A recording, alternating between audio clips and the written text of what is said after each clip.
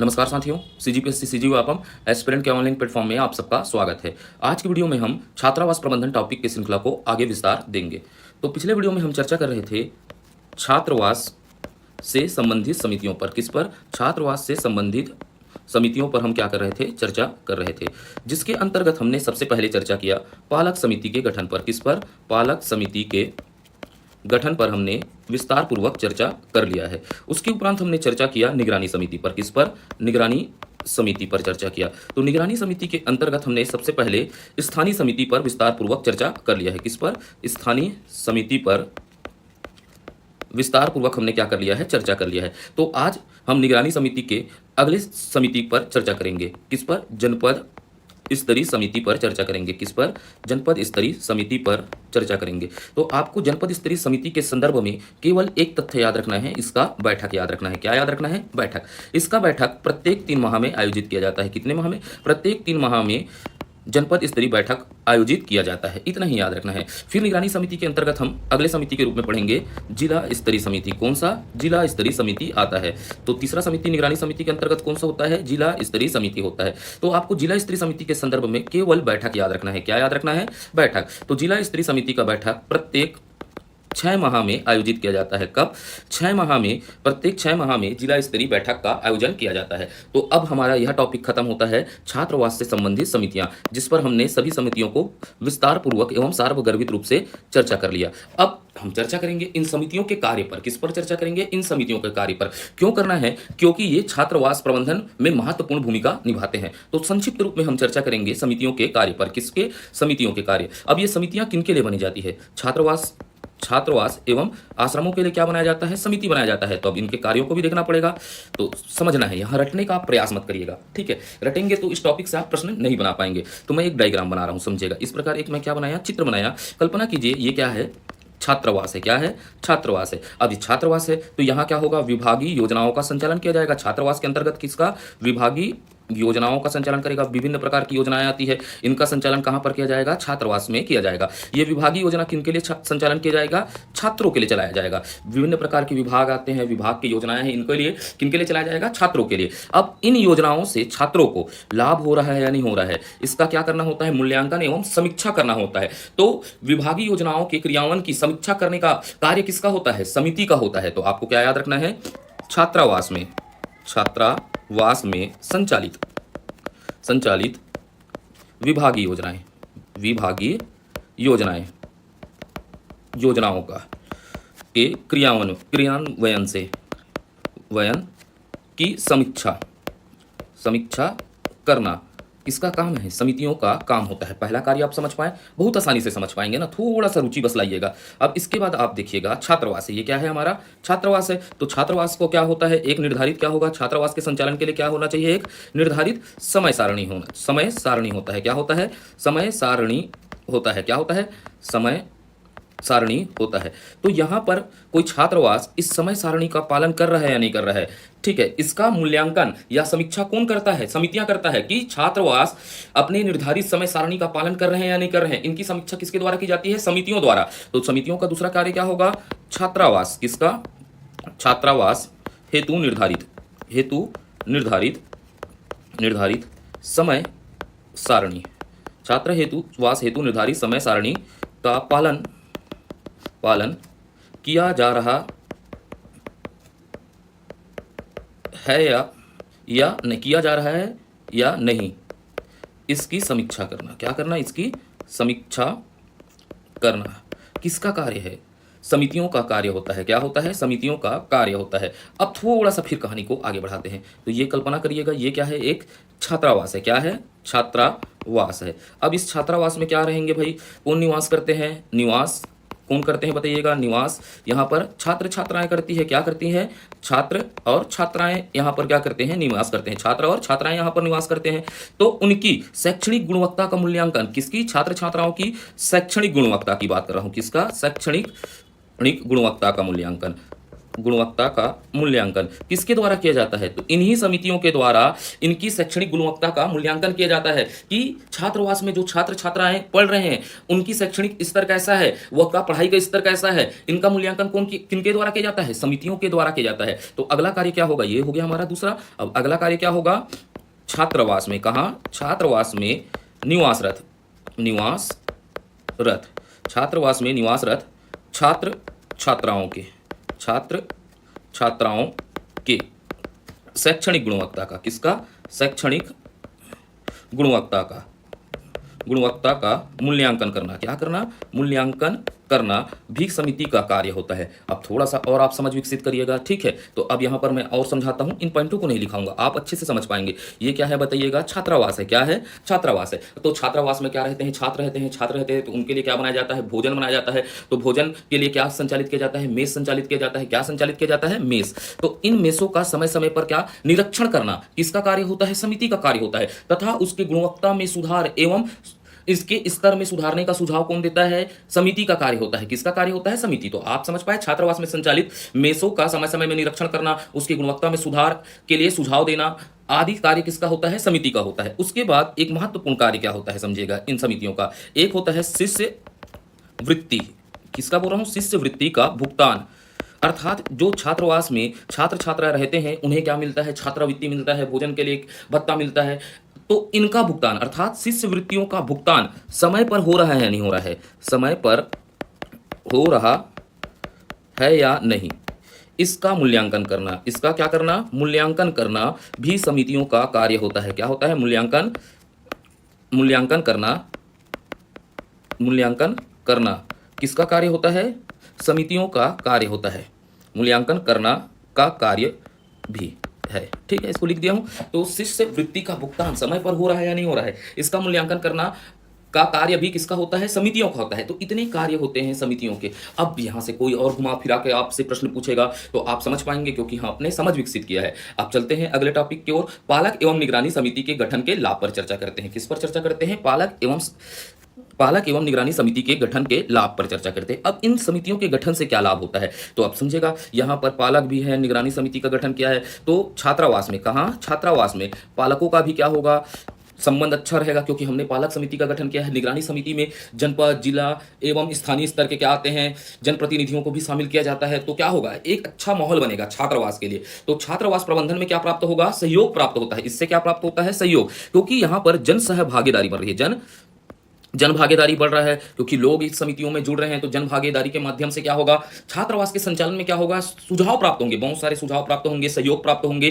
तो छात्रावास प्रबंधन में क्या प्राप्त होता है? सहयोग प्राप्त होता है। इन समितियों के माध्यम से क्या होता है? छात्रावास प्रबंधन में, किसमें? प्रबंधन में सहयोग प्राप्त होता है। क्या प्राप्त होता है? सहयोग प्राप्त होता है। पहला पॉइंट आप समझ पाए, छात्रावास प्रबंधन में क्या होता है? सहयोग प्राप्त होता है। तो छात्रावास प्रबंधन के में पालक और निगरानी समिति की महत्वपूर्ण भूमिका होती है। तो इसीलिए इसको क्या कहा जाता है? छात्रावास प्रबंधन में सहयोग प्राप्त होता है। अब देखिएगा, अब हमने क्या किया है? समिति गठन किया है। क्या किया है? समिति गठन किया है। ये देखिएगा, छात्रावास से मान लीजिएगा यहां पर ये क्या है? कर्मचारी है, यहां पर क्या है? अधिकारी है। तो कोई भी कर्मचारी, अधिकारी, अब समितियां हैं तो क्या नहीं कर सकते? मनमानी नहीं कर सकते। तो ये सबसे बड़ा फायदा होता है। तो समझ पाए, समिति गठन से क्या बोल रहा हूं? समिति गठन से सबसे बड़ा लाभ यह है कि कोई भी अधिकारी, किसकी बात कर रहा हूं? कर्मचारी, पहले लिख देता हूं, कर्मचारी या अधिकारी मनमानी नहीं कर सकता। क्या नहीं कर सकता? मनमानी नहीं कर सकता। ठीक है, समझ पाए? ऐसे ही समझते चलिएगा, ठीक है? अब देखिएगा, छात्रावास है तो छात्रावास में हमने समितियों का गठन किया है। तो समितियों के अंतर्गत क्या होते हैं? पालक भी आते हैं। क्या आते हैं? बच्चों के पालक आते हैं, ठीक है? जैसे पालक समिति में बच्चों के पालक आते हैं, ठीक है? अन्य समितियों में भी क्या होता है? छात्रावास में निवासरत बच्चों के पालकों को क्या बनाया जाता है? सदस्य बनाया जाता है। तो इससे क्या फायदा होगा समितियों के गठन से? तो छात्रावास में या आश्रमों में, किसमें बोल रहा हूं? छात्रावास या आश्रमों में निवासरत छात्र छात्राओं का पालकों से क्या होगा, पालकों से सीधा संपर्क होता है। क्या होता है, सीधा संपर्क स्थापित होगा, सीधा संपर्क होगा। तो ये भी समिति के गठन का क्या है, लाभ है। अब थोड़ा सा इसको आप समझिएगा, ठीक है। अब यहाँ पर क्या आ गया, मान लीजिएगा छात्रावास है, तो छात्रावास में क्या आ गया बताइएगा, कुछ भी समस्याएं आ गई, तो कोई भी समस्या आती है तो समितियों के गठन से समस्याओं का निवारण कैसे किया जाता है, आम सहमति से। मान लीजिएगा शौचालय निर्माण की समस्या आ गई, कर्मचारी आपूर्ति की समस्या आ गई, तो छात्रावास अधीक्षक अकेला तो कभी कभी कुछ समस्या ऐसे होती है जिसका अकेला निवारण नहीं कर सकता, तो ये किनके माध्यम से निवारण करेगा, समितियों के माध्यम से। समितियों से सलाह लेगा, पूछेगा कि इन समस्याओं को कैसा निराकरण करना है, समितियों का बैठक में इन समस्याओं को रखेगा। तो समितियों के गठन से समस्याओं का निराकरण कैसे होता है, आम सहमति से होता है। ये भी क्या है, लाभ है। तो समझ पाए आप लोग, समितियों के गठन से, लिख देता हूं, गठन से समस्याओं का, किसका, समस्याओं का निराकरण, क्या, समस्याओं का निराकरण आम सहमति से होता है। क्या होता है, आम सहमति से थोड़ा मात्राओं में आप ध्यान मत दीजिएगा मेरे, आम सहमति से होता है। ये बस क्या है, नया टेक्नोलॉजी है, थोड़ा पेन चलाने में मुश्किल होता है। आम सहमति से होता है। समितियों के गठन से समस्याओं का निराकरण क्या होता है, आम सहमति से होता है। इतना ही याद रखते हैं, ठीक है। तो पालक एवं निगरानी समिति के गठन से लाभ समझ पाए आप लोग, ठीक। अब यहाँ पर देखते हैं, अगला टॉपिक पर चर्चा करते हैं। तो अगला टॉपिक को मैं पूरे एक एक छोटे छोटे उद्देश्य को लेकर आया हूं आपके लिए, किस तरह हमको पढ़ना है। तो अब यहाँ पर समझिएगा, छात्रावास आश्रम के बेहतर संचालन में पालकों की भूमिका देखिएगा। अब यहाँ पर हम संचालन पढ़ रहे हैं, प्रबंधन यानी कि संचालन है, ठीक है। तो छात्रावास आश्रम के बेहतर संचालन में पालकों की भूमिका क्या हो सकती है, तो समझते हैं। यहाँ पर इसको समझना है।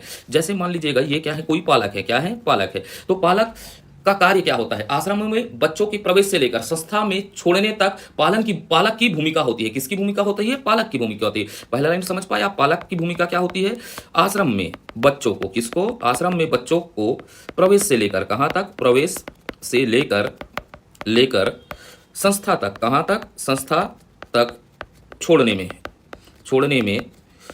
तक पालक की भूमिका होती है। पालक की क्या होती है, अहम भूमिका होती है, अहम भूमिका होती है। तो भाई ये पालक ही करेगा, आप तो नहीं करेंगे। छात्रावास बनेंगे तो आ लइका तोला मैं धर के हूं ते कहां रथस धमधम रथस त मैं आथ में दुर्गम हूं तोला लेबर हूं करके, ऐसा नहीं होता। तो यहां पर क्या होता है, पालक का भूमिका क्या होता है, आश्रम में प्रवेश से लेकर संस्था तक छोड़ने की भूमिका किसकी होती है, पालक होती है। फिर भाई देखिएगा, आपका भूमिका आएगा, किसका आ जाएगा, फिर अधीक्षकों का आएगा। आप सब क्या बनेंगे, अधीक्षक बनेंगे। तो आपका क्या आएगा, भूमिका आएगा कि आप छात्र छात्राओं के क्या है, इनके पालक छोड़कर चले गए तो आप छात्र छात्राओं के क्या हो गए, अभिभावक हो गए। आपको अपने आप को क्या समझना है, अभिभावक हो गए। तो आपको भाई क्या करना है, छात्रावास का क्या करना है, बेहतर संचालन करना है। तो आपको इस छात्रावास के बेहतर संचालन के लिए अधीक्षक का उद्देश्य होना चाहिए, किसका, अधीक्षक का। आप सबका क्या होना चाहिए, उद्देश्य होना चाहिए। क्या होना चाहिए, उद्देश्य होना चाहिए कि आप पालकों के साथ जो छात्र यहाँ रह रहे हैं उनके पालकों के साथ क्या बनाए, निकट संबंध स्थापित कर पाए। तो आपका उद्देश्य क्या होना चाहिए, पालकों के से निकट संबंध बना पाए। अगर निकट संबंध बना पाएंगे तो आपके साथ छात्रावास को संचालन करने में क्या होगी, आसानी होगी। आप मान लेते हैं अधीक्षक है, तो अधीक्षक का उद्देश्य क्या होना चाहिए, पालकों के से निकट संबंध बनाना चाहिए। क्या बनाना चाहिए, पालकों से निकट संबंध। अगर हम पालकों से क्या बनाते हैं, निकट संबंध स्थापित करते हैं, तो इसका फायदा क्या होगा, तो यहां से पालकों से सहयोग प्राप्त होगा। अगर आप पालकों के साथ आत्मीयता का गुण बना लेते हैं तो पालकों से क्या प्राप्त होगा, सहयोग प्राप्त होगा। किसको, आप सभी छात्रावासों में क्या होगा, सहयोग प्राप्त होगा। तो सहयोग प्राप्त होगा तो छात्रावास का संचालन कैसे कर पाएंगे, प्रबंधन बेहतरीन तरीके से कर पाएंगे। अब पालकों से सहयोग किस प्रकार होगा, पहला क्या हो सकता है, आर्थिक सहयोग प्राप्त होगा। क्या प्राप्त हो सकता है, आर्थिक सहयोग। अब आर्थिक सहयोग का मतलब ये नहीं है कि पैसा दे देगा किसी के पालक ना। आर्थिक सहयोग से तात्पर्य केवल राशि से नहीं है, संस्था की आपूर्ति व्यवस्था से है। यहां पर मैं थोड़ा लिख देता हूं तो आप कंफ्यूज ना होंगे। आर्थिक सहयोग से तात्पर्य, क्या कह रहा हूं, आर्थिक सहयोग से तात्पर्य केवल राशि से नहीं है। क्या नहीं है, केवल राशि से नहीं होता। आप ये मत सोचिएगा कि आर्थिक सहयोग का केवल संबंध किससे होता है, राशि से नहीं होता। किससे होता है, संसाधनों की पूर्ति व्यवस्था से भी होता है। किससे होता है, संसाधनों की पूर्ति व्यवस्था से भी होता है। ये आर्थिक सहयोग संसाधनों की पूर्ति व्यवस्था से भी होता है। अब कैसे समझिएगा, थोड़ा समझिएगा कि किस प्रकार आपके छात्रावास संचालन में पालकों की भूमिका हो सकती है, सहयोग हो सकता है। जैसे ये कोई पालक है। अब ये पालक क्या करता है समझिएगा, झाड़ू बनाता है। क्या बनाता है? झाड़ू बनाता है। तो आप पालक से अच्छा संबंध रखेंगे, निकट संबंध रखेंगे, तो आप इनसे व्यवसाय पूछेंगे तो मैं तो झाड़ू बनाथू कही दी लेन का कहते हैं झाड़ू लाग दे देबे मोर बार। ऐसे में क्या होगा, ये संस्था को अपना झाड़ू क्या कर सकता है, क्या कर देगा, समर्पित कर देगा, जिससे दूसरों को क्या मिलता है, प्रेरणा मिलेगा कि भाई एक व्यक्ति ने, यहाँ के एक पालक ने आकर किसको अपने व्यवसाय के अंतर्गत, ये झाड़ू बनाते थे, इन्होंने झाड़ू को क्या किया है, संस्था को समर्पित किया है, तो दूसरे व्यक्ति भी इससे क्या होंगे, प्रेरणा मिलेगी। तो एक कहावत है, आपको याद रखना है, बूंद बूंद से घड़ा भरता है। किससे? बूंद बूंद से घड़ा बनता है। तो आप इस प्रकार आप क्या रखेंगे, सहयोग रखेंगे, तो आपको जन भागीदारी प्राप्त होगी, जनता का सहयोग प्राप्त होगा। तो इससे आपका हॉस्टल अर्थात छात्रावास बेहतर तरीके से क्या होगा, संचालित होगा। तो पहला आर्थिक सहयोग हो गया, पालकों से अच्छा संबंध रखने से। भाई फिर क्या होगा, सांस्कृतिक सहयोग भी प्राप्त होता है। क्या होता है? सांस्कृतिक सहयोग प्राप्त होगा। जैसे आप छात्रावास में कभी क्या करवा सकते हैं, कोई फंक्शन करवा रहे हैं तो कोई पालक है, कोई गांव में अच्छे से रामायण मंडली है, कोई अच्छे सांस्कृतिक कार्यक्रम करते हैं, तो पालकों से आप अच्छा संबंध रखेंगे तो आपको सांस्कृतिक सहयोग भी करेंगे। सांस्कृतिक सहयोग के साथ आध्यात्मिक सहयोग भी प्राप्त होता है। उनका क्या होगा, आध्यात्मिक सहयोग भी प्राप्त होता है। पालकों का क्या प्राप्त होगा, आध्यात्मिक सहयोग। और आध्यात्मिक सहयोग के साथ सबसे महत्वपूर्ण है, किसी भी संस्था का सफल होना, वहां क्या होना चाहिए, सामाजिक सहयोग होना चाहिए। क्या होना चाहिए, उसकी संस्था के प्रति सामाजिक सहयोग होना चाहिए। तो ये हमारा चर्चा था छात्रावास आश्रम के बेहतर संचालन में पालकों की भूमिका क्या हो सकती है। तो सबसे पहले अधीक्षक को क्या करना है, पालकों से निकट संबंध बनाना है। तो फिर क्या होगा, पालकों से सहयोग प्राप्त होगा, आर्थिक सहयोग प्राप्त हो सकता है, पालकों से सामाजिक, सांस्कृतिक एवं आध्यात्मिक सहयोग प्राप्त होता है। तो ये खत्म होता है हमारा छात्रावास का कौन सा टॉपिक, पालकों के साथ आश्रम, छात्रावास और आश्रम के बेहतर संचालन में पालकों की भूमिका खत्म होता है। अब इसके बाद अब चर्चा करते हैं अभिलेखों का संधारण। तो अभिलेखों का संधारण क्या होता है, छात्रावास प्रबंधन का, किसका, छात्रावास प्रबंधन का सबसे महत्वपूर्ण कार्य है। क्योंकि छात्रावास के सफल संचालन के लिए तथा संस्था के क्रियाकलापों को पारदर्शी बनाने के लिए जो छात्रावास के अंतर्गत जितने प्रकार के अभिलेख होते हैं, अर्थात पंजियां बनाए जाते हैं, उसका संधारण करना क्यों आवश्यक होता है। इसलिए अभिलेखों का संधारण सबसे महत्वपूर्ण कार्य होता है। क्योंकि छात्रावास में आप क्या बनेंगे, अधीक्षक बनेंगे, तो क्या करेंगे आप, वित्तीय कार्य भी करेंगे, गैर वित्तीय कार्य भी करेंगे, तो उसे आपको क्या करना पड़ेगा, पंजीबद्ध करना पड़ेगा। और पंजीबद्ध को लिए आपको क्या करना पड़ेगा, अभिलेखों का क्या करना होगा, संधारण करना होगा, जिससे आपके संस्था के कार्यकलाप कैसे होंगे, पारदर्शी बनेंगे। इसीलिए सबसे महत्वपूर्ण क्या होता, कार्य होता है अभिलेखों का संधारण। तो मैं कुछ थोड़ा सा पॉइंट लिख देता हूं। छात्रावास आश्रम के सफल संचालन हेतु संस्था के क्रियाकलापों को पारदर्शी बनाने के लिए, क्या बनाने के लिए, पारदर्शी बनाने के लिए अभिलेखों का संधारण करना आवश्यक होता है। क्या होता है, अभिलेखों का संधारण करना आवश्यक होता है। अब अभिलेखों का संधारण करने के लिए क्या करना पड़ेगा, आप सबको क्या बनाना पड़ेगा, पंजी बनाना पड़ेगा। क्या बनाना पड़ेगा, पंजियां। क्या बनाना पड़ेगा, पंजियां। थोड़ा अच्छे से लिख देता हूं, पंजियां बनाना होगा। तो पंजियां आप कितने प्रकार के पंजियां बनाएंगे, 2 प्रकार के पंजियां बनाए जा सकते हैं। एक क्या होता है, गैर वित्तीय पंजी। कैसा पंजी होता है, गैर वित्तीय पंजी होगा। और एक क्या होगा, वित्तीय पंजियां होगा। कौन सा पंजियां होगा, वित्तीय पंजियां होगा। तो अब थोड़ा सा चर्चा कर लेते हैं, गैर वित्तीय पंजी के अंतर्गत कौन आता है और वित्तीय पंजी के अंतर्गत किन प्रकार के पंजियां बनाई जाती है। तो चर्चा को आगे बढ़ाते हैं। ठीक है, चलते हैं अगले पेज की ओर। अब देखिएगा, हमको कितने प्रकार के पंजियां बनाए जाते हैं, 2 भागों में विभक्त किया जाता है। कितने भागों में विभक्त किया जाता है, पंजियों को 2 भागों में विभक्त किया जाता है। तो पहला क्या होगा, गैर वित्तीय पंजी होगा। तो इसके संबंध में थोड़ा थोड़ा चर्चा करते हैं, ज्यादा ब्रीफ नहीं चर्चा करेंगे और समझते हुए चर्चा करेंगे। तो पहला क्या होता है, स्कंद या स्टॉक पंजी। तो भाई छात्रावास के अंतर्गत क्या होती है, स्थायी संपत्ति और क्या होते हैं, अस्थायी संपत्ति होते हैं। तो उनको दर्ज कहाँ किया जाता है, स्कंद या स्टॉक पंजी में दर्ज किया जाता है। तो मैं आपको इंद्रज को ना बोलकर मैं क्या बोला, आपको समझ पाए, दर्ज किया जाता है। क्या किया जाता है, दर्ज किया जाता है। तो स्कंद या स्टॉक पंजी में क्या किया जाता है, छात्रावास या आश्रम के जितने भी स्थायी और अस्थायी संपत्ति होते हैं, इनको स्कंद या स्टॉक पंजी में दर्ज किया जाता है। उसके बाद दूसरा होता है सामग्री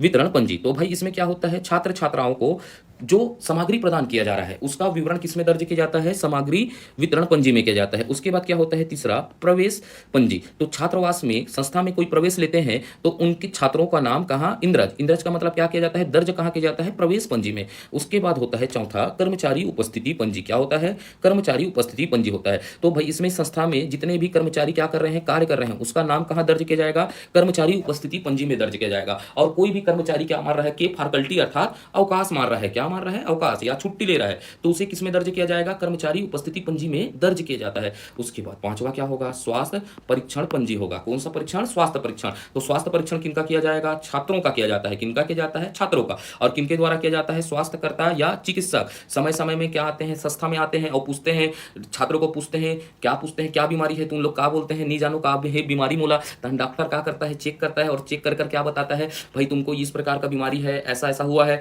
तो इन सभी की जानकारियां क्या किस में दर्ज की जाती है, स्वास्थ्य पंजी में दर्ज की जाती है। डॉक्टर कोई बीमारी बताया है तो छात्र को, तो अधीक्षक का कार्य क्या होता है, उसे दर्ज करके रखना है, किसमें, स्वास्थ्य परीक्षण पंजी में। उसके बाद क्या होता है, निरीक्षण पंजी। ठीक है, तो छात्रावास में अचानक कभी भी कोई निरीक्षण अधिकारी या जनप्रतिनिधि आ जाता है तो उनके द्वारा दिए गए सुझावों को या टिपों को किसमें, निरीक्षण पंजी में दर्ज किया जाता है। इसी कारण आप जब हॉस्टल वार्डन बनोगे तो अच्छे से कार्य करेगा, क्योंकि निरीक्षण में कोई भी अधिकारी आ गया तो आप रेडार में आ जाएंगे, और अधिकारी आया है तो उनके द्वारा कहे गए बातों को आपको अच्छे से कार्य कर रहे हैं तो उसको किसमें दर्ज कर रखना है, निरीक्षण पंजी में करना है। उसके बाद सूचना पंजी होता है। कौन सा पंजी होता है, सूचना पंजी। तो भाई छात्रावास में अधीक्षक क्या करता है, सूचनाओं को प्रेषित करता है इन्हीं के माध्यम से। तो सूचना पंजी के माध्यम से अधीक्षक सूचनाओं को क्या करता है, प्रसारित करता है। सुनो सुनो राजा भाइयों, बच्चों को आज हम क्या क्या देंगे करके सब जो सूचनाएं होती है छात्रावास के अंतर्गत उनको प्रसारित करता है। फिर आवक जावक पंजी होता है। कौन सा पंजी होता है, आवक जावक। आवक का मतलब क्या होता है, संस्था में क्या आते हैं, पत्र आते हैं, क्या आते हैं, पत्र आते हैं, और उनके क्या दिए जाते हैं, उत्तर दिए जाते हैं। उसी को यहाँ इंद्रज, इंद्रज का मतलब क्या किया जाता है, दर्ज किया जाता है।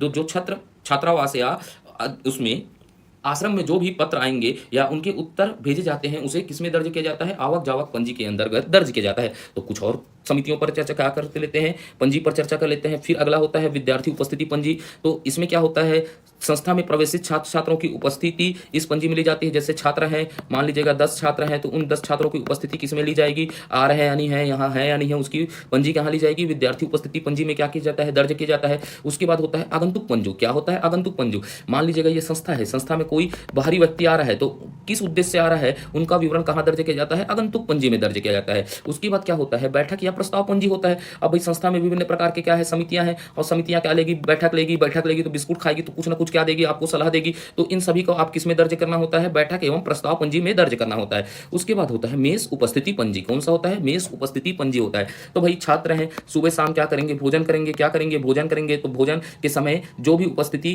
को दर्ज किसमें किया जाता है, उपस्थिति पंजी में दर्ज किया जाता है। फिर क्या होता है, अगला आय व्यय पंजी होता है। आय व्यय पंजी में क्या होता है, प्रत्येक दिन के भोजन सामग्री के आवक एवं खर्च का विवरण दर्ज किया जाता है कि लड़का को आपने सोयाबीन बड़ी खिलाया है, कि भाटा खिलाया है, क्या मूरी खिलाया है, कि इसमें कितना खर्चा हो रहा है, उसका लेखा जोखा कहाँ किया जाता है, आय व्यय पंजी में किया जाता है। उसके बाद थोड़ा सा चर्चा कर लेते हैं हम वित्तीय पंजी, किस किस प्रकार के पंजियां और बनती है। वित्तीय पंजी में देखते हैं तो यहाँ पर क्या बनता है, कैश बुक। तो कैश बुक में क्या किया जाता है, जितने भी नगद हिसाब होते हैं, जो नगद प्राप्तियां एवं भुगतान किए जाते हैं उसे किस में रखा जाता है, कैश बुक में रखा जाता है। किस में रखा जाता है, कैश बुक। टेंशन मत लीजिएगा, इसका मैं पीडीएफ आपको दे दूंगा टेलीग्राम चैनल में। ठीक है, थोड़ा सा समझा देता हूं, आप समझ पाए। तो आप बहुत समझदार हैं, ठीक है, मैं जानता हूं, तभी तो आप तैयारी कर रहे हैं हॉस्टल वार्डन का। तो कैश बुक में क्या होगा, पैसा जो भी नगद पैसा है ना, कैसा पैसा है, नगद पैसा का भुगतान एवं लेखा जोखा कहाँ किया जाएगा, कैश बुक में। ठीक है, उसके बाद होता है guard file. Guard full file में क्या होता है, भुगतान वाउचर। तो भैया आपने मान लीजिएगा कोई भी किराना दुकान से सामान लिया है तो आपको क्या लेना पड़ेगा, बिल लेना पड़ेगा। इसी को किसमें किया जाता है, भुगतान वाउचर में रखा जाता है। भुगतान वाउचर किसमें रखा जाता है, गार्ड फाइल में। उसके बाद क्या होता है, शिष्य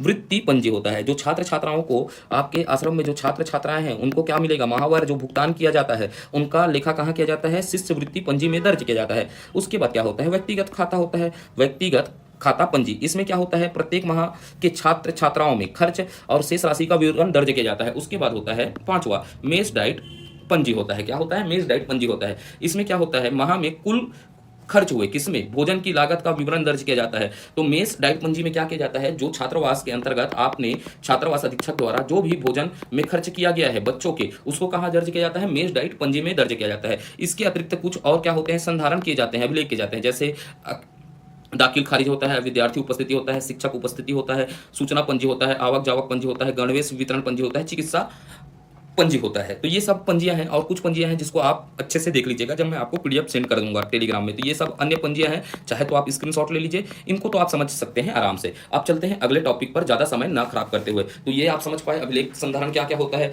एक होता है गैर वित्तीय होता है और एक होता है वित्तीय प्रकार का, थोड़ा सा आप देख लीजिएगा। ठीक है, अब चर्चा करते हैं अगला छात्रावास प्रबंधन के अंतर्गत सबसे महत्वपूर्ण अगला टॉपिक पर हम चर्चा करते हैं। तो वो देखिएगा, वो क्या है, छात्रावास आश्रमों में पौष्टिक भोजन की व्यवस्था करना। क्या करना, पौष्टिक भोजन की व्यवस्था करना, ये किसका कार्य होगा? अधीक्षक का होगा। ये सबसे बड़ा प्रबंधन का दायित्व तो होता है। क्या होता है छात्रावास प्रबंधन में? ये भी एक सबसे बड़ा प्रबंधन है कि छात्रावास के अंतर्गत आश्रमों में पौष्टिक भोजन की व्यवस्था करना। तो भाई पौष्टिक भोजन की व्यवस्था क्यों किया जाएगा? तो एक कथन है, आप जानते हैं, स्वस्थ मन में, किसमें? स्वस्थ मन में, स्वस्थ तन में, सॉरी, स्वस्थ तन में स्वस्थ मन का वास होता है। किसका होता है? स्वस्थ मन का वास होता है। अगर आपका तन स्वस्थ है तो आपका मन क्या होगा? स्वस्थ होगा। तो आपको तन को तंदुरुस्त बनाना है तो दबाकर लड़का को आपको क्या करना पड़ेगा? खिलाना पड़ेगा, तभी तो उनका क्या होगा? मन क्या होगा? संतुष्ट होगा। तो स्वस्थ तन में क्या होता है? स्वस्थ मन का वास होता है। तो भाई इसका कार्य क्या होगा? तो अधीक्षक का होगा। किसका होगा? अधीक्षक का सबसे बड़ा क्या होता है? कर्तव्य है कि बच्चों को पौष्टिक भोजन की व्यवस्था करे। तो सबसे बड़ा क्या होता है? यह कर्तव्य होता है। क्या होता है? कर्तव्य है। अधीक्षक का सबसे बड़ा कर्तव्य है। अगर भोजन अच्छे से नहीं करवाएंगे तो हॉस्टल वार्डन का नौकरी ज्यादा दिन नहीं टिकता। बेटा थारी वारी फेंक के मारते हैं बच्चे लोग, ठीक है। तो ये सबसे बड़ा क्या होता है? कर्तव्य होता है। क्या होता है? कर्तव्य होता है अधीक्षक का। तो अब भाई किसके लिए कर्तव्य होगा? छात्र छात्राओं के लिए। क्या होता है? छात्र छात्राओं का लिए क्या करना होता है? कर्तव्य इसका सबसे पहले क्या होगा? छात्र छात्राओं को साफ सुथरा, क्या होगा? साफ सुथरा, मात्राओं पर ध्यान मत दीजिएगा। उसके बाद क्या होगा? ताजा, ताजा के साथ क्या होगा? पौष्टिक, क्या बोल रहा हूं? पौष्टिक, पौष्टिक भोजन। क्या? भोजन कराना। क्या कराना? भोजन कराना। सबसे बड़ा क्या है? कर्तव्य है। हॉस्टल वार्डन अर्थात अधीक्षक का सबसे बड़ा कर्तव्य क्या होता है? छात्र छात्राओं को साफ सुथरा, ताजा, पौष्टिक भोजन कराना, तथा इसके साथ भोजन तो करवा दोगे तो भोजन को कैसे करवाना है? निर्धारित समय में। कैसे? निर्धारित समय में भोजन करवाना भी आपका कर्तव्य है। और क्या होता है? और मेन्यू के अनुसार भोजन कराना। निर्धारित समय में तो आप करवा दोगे और रोज मेन्यू के अनुसार भोजन करवाना होगा उनको। जो आपने मेन्यू डिसाइड किया है उसके अनुसार आपको भोजन कराना है, ठीक है। ये सब आपके क्या है? दायित्व है। क्या है? दायित्व है। कि क्या दायित्व है बताइएगा? छात्रावास आश्रमों में पौष्टिक भोजन की व्यवस्था करना, यही छात्रावास प्रबंधन है। तो आप अगर छात्रों को अच्छे से भोजन नहीं कराएंगे तो आप क्या नहीं कर सकते? छात्रावास के अंतर्गत अच्छे पालक नहीं बन सकते। और उसके साथ क्या होगा? भोजन एवं पौष्टिक, छात्रावास में पौष्टिक भोजन व्यवस्था के अंतर्गत आपको क्या करना पड़ेगा? थोड़ा समझेगा। रसोइयों को साफ कराना पड़ेगा। किसको? रसोई कक्ष को साफ करवाना होगा। क्या करना होगा? साफ सुथरा रखवाना होगा। उसके साथ आपको क्या करना पड़ेगा? बच्चों को भाई भोजन करवाना है, पौष्टिक भोजन कराना है तो आपको क्या देना पड़ेगा? हरी सब्जी देना होगा। क्या देना होगा? हरी सब्जी एवं क्या देना होगा? पौष्टिक एवं संतुलित आहार प्रदान करवाना आपका कर्तव्य है। क्या है? पौष्टिक एवं संतुलित आहार प्रदान करवाना है, ठीक है। उसके बाद क्या है? पेयजल की व्यवस्था करना है। किसकी व्यवस्था करना है? पेयजल की व्यवस्था करना है। किसका? पेयजल का व्यवस्था करवाना भी आपका कर्तव्य होता है, ठीक है। और भोजनों तो, और यहाँ पर आपका एक सबसे बड़ा क्या होगा? कर्तव्य क्या होता है? आप समझिएगा कि बच्चों को भोजन ग्रहण करने की उचित विधि बताना। क्या? बच्चों को भोजन ग्रहण करने की, क्या? भोजन ग्रहण करने की उचित विधि बताना। ग्रहण करने की उचित विधि बताना भी आपका कर्तव्य है। कि बच्चे हैं उनको आपको बताना है कि बच्चों हदर हदर नहीं खाना है, थोड़ा सा चबा खाना है। कैसे करके खाना है? चबा कर खाना है। हाथ धोकर आना है। क्या करके आना है? हाथ धोकर आना है। बर्तन को अच्छे से धोना है, ठीक है। और हाइजीन का मेंटेन करना है करके आपको बच्चों को बताना होगा। और उसके साथ जैसे हम लोग रहते थे भैया तो हम लोग को ज़्यादा नहीं बताते थे, ठीक है। हमारा भी पढ़े हैं, छात्रावास में रहे हैं, ठीक है। तो क्या होता था? हम तो नवोदय के में थे तो यहाँ पर क्या होता था? जैसे खाना मिलता था तो हम लोग दबा कर क्या करते थे? थाली मिला लेते थे। सुबह दूध और केला मिलता था तो केला को एकदम अंदर क्या कर लेते थे? झर लेते थे, पैकेट में रख लेते थे या अपने बैग में रख लेते थे। तो यहाँ पर आपको बच्चों को ये भी समझाना होगा अति भोजन का आप संग्रहण मत करिए। क्या होता है? ज्यादा भोजन नहीं लीजिए, जितना आपको भोजन की आवश्यकता है उतना ही भोजन लीजिए और भोजन को व्यर्थ ना करें। इस प्रकार की आपको शिक्षा देना है। बच्चों को भोजन ग्रहण से संबंधित उचित विधि भी बताना है। उसके बाद क्या होता है भाई? आश्रम है। क्या है? मान लीजिएगा ये आश्रम है, आपका आश्रम है, ऐसा आश्रम है और आश्रम में इतना बड़ा का क्या है? मैदान है। तो आप क्या कर सकते हैं? जो अतिरिक्त भूमि है, क्या है? अतिरिक्त भूमि है। इन अतिरिक्त भूमि में जन सहभागिता के माध्यम से क्या करवा सकते हैं? मौसमी सब्जियों को उगा सकते हैं। क्या कर सकते हैं? मौसमी सब्जी उगा सकते हैं। तथा क्या कर सकते हैं? कुछ भी बागानी फसल लगा सकते हैं। तो ये सब आपको छात्रावास प्रबंधन के लिए करना होगा। तो यहाँ पर आप क्या कर सकते हैं? अतिरिक्त जमीन भूमि में, किसमें? अतिरिक्त भूमि में मौसम अनुसार सब्जी और फल उगा सकते हैं। ये सब भोजन आपके क्या होंगे? कर्तव्य होंगे। अब उसके बाद भोजन के अंतर्गत सबसे बड़ा कर्तव्य क्या होता है आपका? कि बच्चों को माह में या सप्ताह में, किसमें? सप्ताह में क्या होता है? एक बार विशेष भोजन करवाना है। क्या करवाना है? विशेष भोजन। तो विशेष भोजन का मतलब क्या होता है? खीर पूड़ी, ठीक है, आदि बनवाना है। भाई तो आप समझ रहे हो, आप लोग भी कहाँ रह रहे होगे, एक आठों हॉस्टल में रह रहे होगे, तो संडे स्पेशल आता है। जैसे मेरे को सबसे पहले सबसे ज्यादा इंतजार किसके रहता था, संडे स्पेशल का रहता था। वैसे ही ये बच्चे हैं जो घर त्याग कर आए हैं, उनको भी आपको क्या कराना है, सप्ताह या माह में एक बार विशेष भोजन करवाना है, जिससे उनके खाने में रुचि बना रहे। जैसे आप अब हॉस्टल में रह रहे होगे, संडे स्पेशल में पुलाव आता है, ये आता है करके दोपहर से इंतजार होता है, तो वैसे बच्चों को भी क्या होता है, आपको विशेष भोजन करवाना होता है। अब भाई देखिए सरकार क्या होता है, एक मेस डार्ट क्या बना देते हैं, छात्रावास में आपको क्या बनाना होगा समझिएगा। एक मैं छोटा सा उदाहरण बता रहा हूँ ना, तो छात्रावास और आश्रम के अंतर्गत आपको क्या बनाना पड़ेगा, दैनिक खाद्यान्न हेतु क्या बनाना पड़ेगा, मेस मेन्यू निर्धारण करना पड़ेगा। क्या करना पड़ेगा, साप्ताहिक या दैनिक मेन्यू निर्धारण करना होगा। जैसे सोमवार है, मंगलवार है, बुधवार है, गुरुवार है, शुक्रवार है, शनिवार है, रविवार है, इनके लिए आपको क्या करना पड़ेगा, मेन्यू डिसाइड करना पड़ेगा। ये भी छात्रावास प्रबंधन के अंतर्गत आपका कार्य है, क्योंकि बच्चों का आहार आपके ऊपर निर्धारित करता है, तो आपको क्या करना पड़ेगा, मेन्यू का निर्धारण करना पड़ेगा। ये मेन्यू भाई किसी बीच में वीडियो रोकना पड़ा था क्योंकि मेरे घर के बगल में शादी हो रहा है, तो शादी के कारण बहुत तेज़ी से आवाज़ आ रहा है, तो ये भी मेरे लिए क्या है, आकस्मिक परिस्थिति थी। तो अब हम चर्चा करते हैं आकस्मिक और विपरीत परिस्थितियों में अधीक्षक के दायित्व पर। किस पर, आकस्मिक और विपरीत परिस्थितियों में अधीक्षक का दायित्व कैसे होता है। तो आप समझते हैं भाई, क्योंकि अधीक्षक क्या करता है, छात्रावास का प्रबंधन का सबसे बड़ा कार्य किसका होता है, अधीक्षक का होता है, छात्रावास प्रबंधन का। तो कई समय उनके सामने क्या पैदा हो जाता है, आकस्मिक और विपरीत परिस्थितियां पैदा हो जाता है। तो जानते हैं कैसे पैदा हो सकता है, तो फिर उसका अधीक्षक का दायित्व कैसे होगा, इस पर चर्चा करते हैं। तो कई बार क्या हो जाता है, प्रशासनिक कारण से क्या होता है, प्रशासनिक कारण से भी क्या हो जाता है, आकस्मिक स्थिति उत्पन्न हो जाता है। अब प्रशासनिक कारण से कैसे होगा, तो उस समय अधीक्षक का कर्तव्य क्या होगा, उस पर चर्चा कर लेते हैं। समझ विकसित होगा तो आप आसानी से बना पाएंगे। तो क्या होता है, कई बार समय पर क्या होता है, समय पर शिष्य वृत्ति, किसकी बात कर रहा हूं, शिष्य वृत्ति का आवंटन प्राप्त नहीं होता। क्या प्राप्त नहीं होता, आवंटन प्राप्त नहीं होता। क्या नहीं होता, आवंटन प्राप्त नहीं होता। तो ये भी एक समस्या है, क्योंकि शिष्यवृत्ति क्या होता है, छात्रों को दिया जाने वाला राशि होता है। छात्रावास आदि, छात्रवृत्ति आदि आपको प्राप्त नहीं होगा, तो आपके सामने क्या हो जाएगी, एक विपरीत परिस्थितियां निर्मित हो जाएगी। किन कारणों से हुई है, प्रशासनिक कारणों से। और देखते हैं, चर्चा करते हैं प्रशासनिक कारणों से किस प्रकार आकस्मिक स्थिति उत्पन्न होता है। जैसे समय पर क्या है, समय पर संस्था को, किसको बोल रहा हूँ, संस्था को, अर्थात छात्रावास को राशन दुकान का, किसका, राशन दुकान का आवंटन प्राप्त नहीं हुआ। क्या नहीं होना, आवंटन प्राप्त ना होना।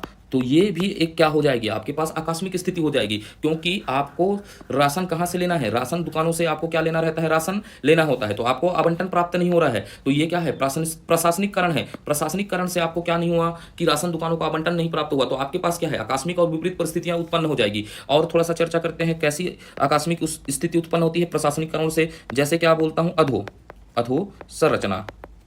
अधोसंरचना का अभाव होना। क्या होना, अधोसंरचना का अभाव होना। आपको छात्रावास संचालन करना है, आपका छात्रावास का एकाध तो भवन क्या हो गया है, जर्जर हो गया है, जहां आप छात्र को नहीं रख सकते, तो ये भी आपके लिए क्या है, आकस्मिक स्थिति। तो छात्र को कहां रखे, तो ये सब क्या होते हैं, प्रशासनिक कारणों से क्या उत्पन्न हो गई, आपके सामने समस्या आ गई। क्या आ गई, आकस्मिक परिस्थितियां या विपरीत परिस्थितियां आ गई। तब आपका कर्तव्य क्या होगा, तो आपका कर्तव्य सबसे पहले क्या होगा कि इस समस्याओं का क्या करना है, समाधान करना है। क्या करना है, समाधान करना है। तो आपका कर्तव्य होगा कि ये समस्याओं को आप प्रशासनिक अधिकारियों को अवगत कराएं या प्रशासनिक अधिकारियों से संपर्क करें। तो आप समस्या के समाधान के लिए आपका क्या कर्तव्य होगा, यहां पर आप प्रशासनिक, किससे, प्रशासनिक अधिकारियों से, किससे, प्रशासनिक अधिकारियों से क्या करना होगा, आपको संपर्क करना होगा। तो यहां पर आपका दायित्व क्या हो जाएगा, प्रशासनिक अधिकारियों से संपर्क करने का होगा। क्या होगा, संपर्क करना है, और संपर्क कर क्या बताना है, अपने समस्याओं को बताना होगा, समस्याओं को बताना है और समस्या का समाधान प्राप्त करना है। तो इस प्रकार आपका क्या होता है, कर्तव्य होगा। जब आप क्या बनेंगे, छात्रावास अधीक्षक बनेंगे,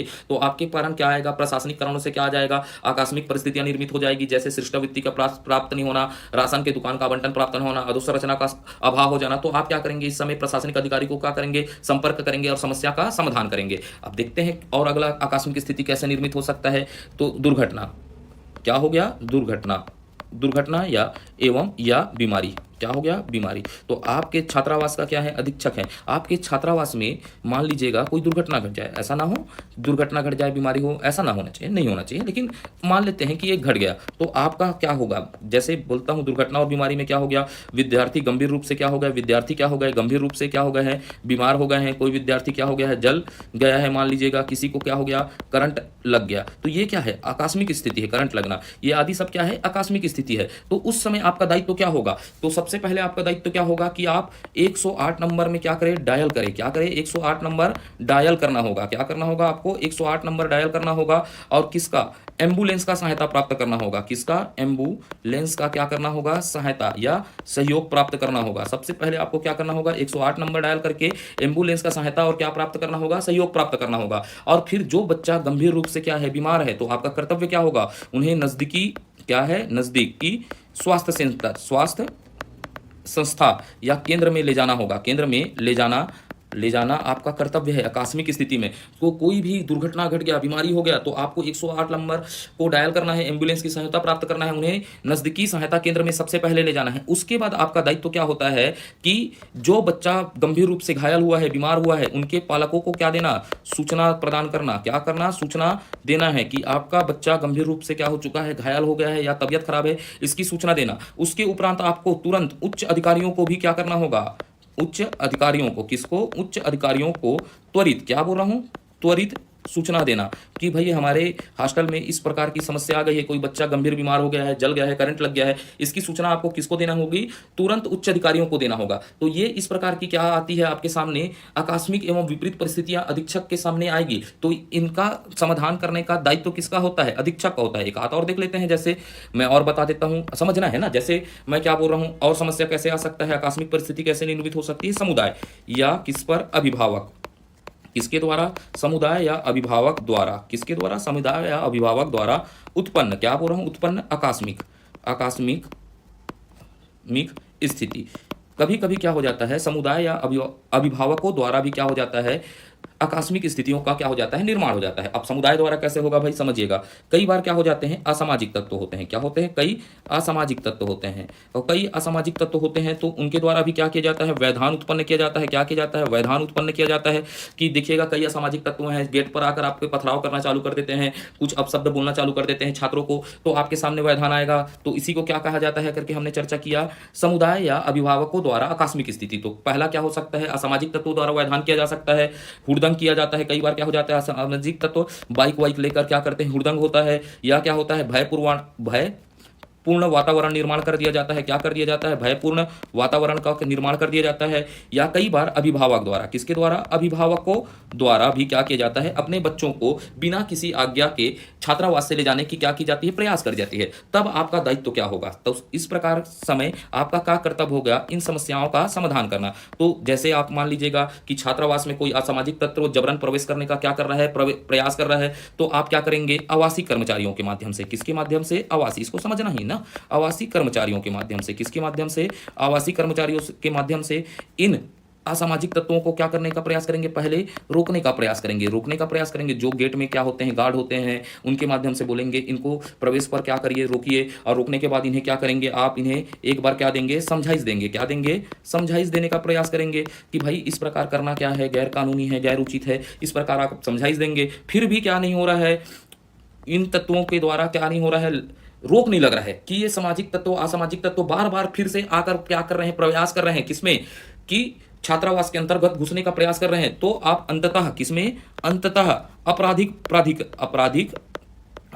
प्रकरणों में, किसमें, प्रकरणों में पुलिस को, किसको, पुलिस प्रशासन का सहयोग प्राप्त करेंगे। क्या प्राप्त करेंगे, पुलिस प्रशासन का सहयोग प्राप्त करना आपका क्या है, कर्तव्य है। कि जब आपसे इनको समझाइश देने के बाद भी ये मान नहीं रहे, तो आप अंत में क्या करेंगे, आपराधिक प्रकरणों में पुलिस प्रशासन से क्या प्राप्त करेंगे, सहयोग करेंगे। ठीक है, ऐसा भी होता है। ठीक है, तो आप जब छात्रावास बनेंगे तो आपके पास अगला क्या होगा, आकस्मिक समस्या कैसे उत्पन्न हो जाएगा, समुदाय या अभिभावकों द्वारा आकस्मिक स्थिति को उत्पन्न हो जाएगी। जैसे क्या हो गया, सामाजिक तत्व बार बार छात्रावास में घुसने का प्रयास कर रहे हैं, हुड़दंग हो रहा है, भयपूर्ण वातावरण का निर्माण किया जा रहा है, अभिभावक द्वारा बच्चे को बिना पूछे रोका जा रहा है। तो आप क्या करेंगे, सबसे पहले आपका कर्तव्य क्या होगा, आवासीय कर्मचारियों के माध्यम से इनको रोकने का प्रयास करेंगे और समझाइश देंगे। समझाइश देने के बाद भी नहीं मानेंगे तो अंततः आप क्या करेंगे, आपराधिक प्रकरणों में पुलिस के प्रशासन का क्या लेंगे, सहयोग लेंगे। तो ये खत्म होता है हमारा आकस्मिक दायित्व। आकस्मिक परिस्थितियों में क्या होता है, आकस्मिक और विपरीत परिस्थितियों में अधीक्षक के दायित्व खत्म होते हैं। तो यहां से हमारा लगभग 75 से अधिक परसेंट हमने क्या कर लिया है, सिलेबस को पूरा खत्म कर लिया है। किसका? छात्रावास प्रबंधन का। कुछ तथ्य बचे हुए हैं, मात्र 25% कुछ फैक्चुअल डाटा बचे हुए हैं, जिन पर हम क्या करेंगे, अगले वीडियो में चर्चा करेंगे। तो इसके बाद ये लास्ट वीडियो आएगा छात्रावास प्रबंधन पर। तो यहाँ पर आपको ज़्यादा कुछ नहीं करना है, यहाँ पर आप